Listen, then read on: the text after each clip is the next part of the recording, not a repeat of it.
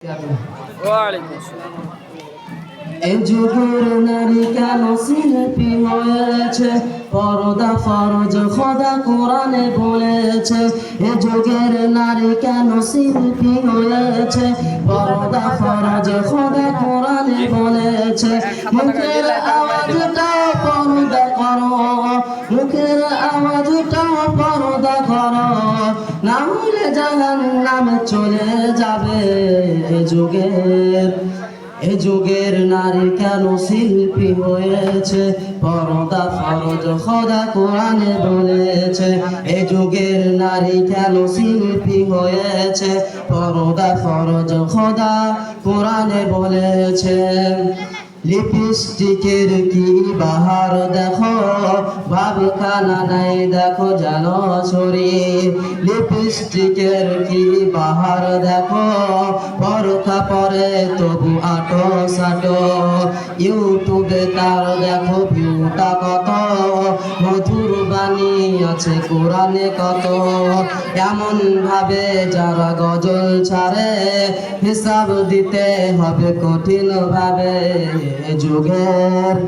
এ যুগের নারী কেন শিল্পী হয়েছে? পর্দা ফরজ খোদা কোরআনে বলেছে। এ যুগের নারী কেন শিল্পী হয়েছে? পর্দা ফরজ খোদা কোরআনে বলেছে। বয়স্কার দেখো 19 কুড়ি, ভাবখানা নাই দেখো যেন চুরি। এমন ভাবে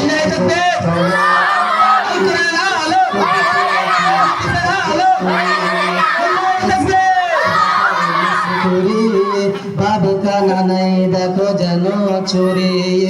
এমন ভাবে যদি চলো তুমি, হিসাব দিতে কি পারিবে তুমি?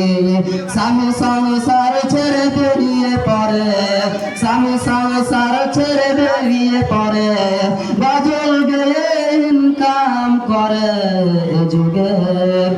এ যুগের নারী কেন শিল্পী হয়েছে? পর্দা ফরজ খোদা কোরআনে বলেছে। এ যুগের নারী কেন শিল্পী হয়েছে? পর্দা ফরজ খোদা কোরআনে বলেছে। মুখের হিজাব খুলে মঞ্চে ওঠে, গজল গেয়ে কত নাম হয়েছে। এ নামের দাম নাই খোদার কাছে, পর্দা ফরজ তাই শরিয়াতে। মুখের হিজাব খুলে মঞ্চে ওঠে, গজল গেয়ে কত নাম হয়েছে। এ নামের দাম নাই খোদার কাছে, পর্দা ফরজ তাই শরিয়াতে। মুখের আওয়াজটাও পর্দা করো, মুখের আওয়াজটাও পর্দা করো, না হলে জাহান্নামে চলে যাবে। এ যুগের নারী কেন শিল্পী হয়েছে? পর্দা ফরজ খোদা কোরআনে বলেছে। পর্দা ফরজ খোদা কোরআনে বলেছে। আসসালামু আলাইকুম।